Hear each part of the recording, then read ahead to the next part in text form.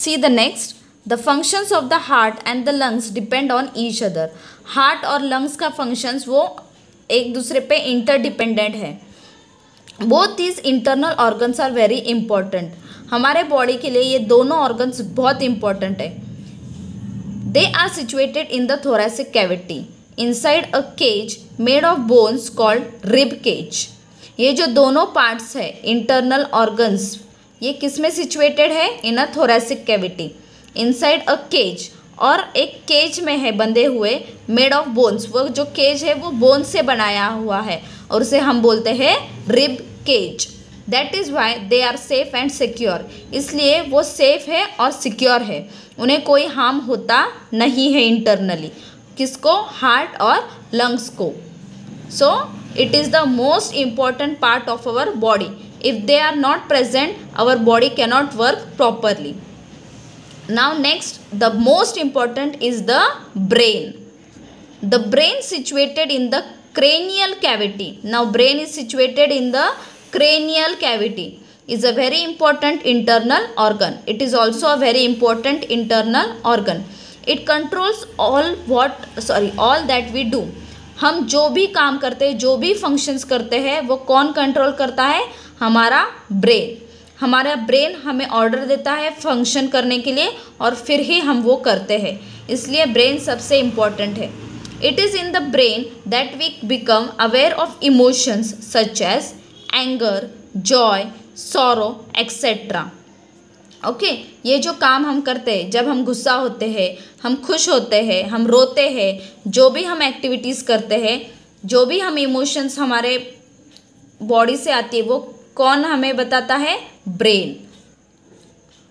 The meaning of the information collected by our sensory organs is also understood in the brain. जो भी हम information collect करते हैं, उसका जो मीनिंग हमें समझ में आता है, जो भी काम हमारे सेंसरी ऑर्गन्स करते हैं, वो कैसे हमें समझ में आते हैं? Because of the brain. It is understood in the brain. Injury to the brain can make one disable for life.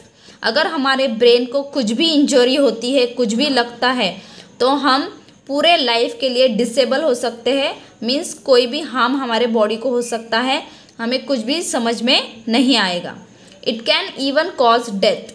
अगर कुछ ज़्यादा या फिर हैवी इंजरी होती है हमारे ब्रेन को, तो हमारी डेथ भी हो सकती है। Hence the brain needs to be totally protected. इसलिए हमें ब्रेन को सबसे ज़्यादा प्रोटेक्ट करना चाहिए। That is the function of the shell और casing formed by the skull around it. इसलिए हमारे ब्रेन को किसने प्रोटेक्ट किया है? स्कल को। किसने? स्कल को।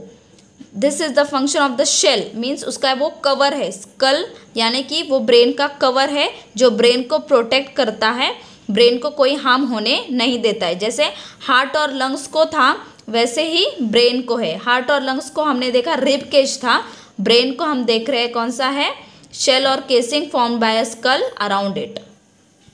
Now do you know, see this is the brain, this is the picture of the brain. Here you can see it properly, the picture of the brain in the cranial cavity. Now do you know, when we learn a poem it is registered in the brain. जब भी हम कोई poem learn करते हैं, आपको वो poem याद हो जाती है। क्यों? Because of the brain. वो पोएम किस में रजिस्टर्ड हो जाती है? हमारे ब्रेन में। That is why we can remember it. इसलिए हम क्या करते हैं? पोएम लर्न करते हैं, हम याद करते हैं, लेकिन बाद में जब हमें बोलना हो तो हमें वो याद आ जाती है। क्यों? बिकॉज वो हमारे ब्रेन में रजिस्टर्ड हो चुकी है। That is why we can remember it. This work of remembering is called memory. और ये जो याद करने का काम है, इसे हम बोलते हैं memory. The structure of our body is very complex. हमारे बॉडी का स्ट्रक्चर है वो बहुत कॉम्प्लेक्स है, वो जल्दी से समझ में नहीं आता है। There are a large number of organs inside our body. और ऐसे बहुत सारे ऑर्गन्स हैं हमारे बॉडी में present, which help it to perform all its function smoothly.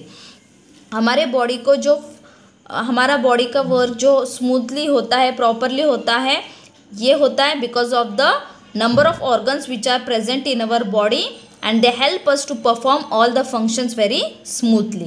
It is very interesting to learn about all these organs.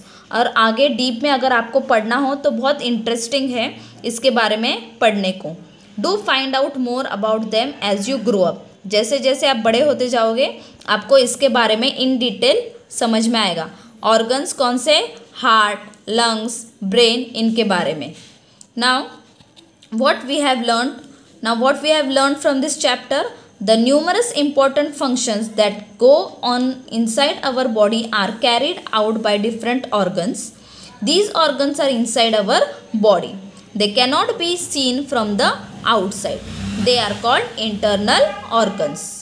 The body is structured in such a way that the internal organs remain safe within the cavities inside the head and the torso. हमारे body के अंदर जो internal organs present हैं वो safe है। क्यों? Because वो है कैविटीज़ के अंदर। किसके अंदर है वो? कैविटीज़ के अंदर। The oesophagus carries the swallowed food from the throat to the stomach. It is situated in the thoracic cavity. The heart keeps the blood flowing through the blood vessels spread throughout the body. The heart is continuously contracting and relaxing. The contraction of the heart pushes the blood from the heart into the blood vessels. The lungs are the organs through which the air we breathe in is supplied to the whole body. The right lung is a little bigger than the left lung. These all points we have discussed already. The heart and the lungs are held safely in the rib cage in the thoracic cavity. Our brain is a very important internal organ.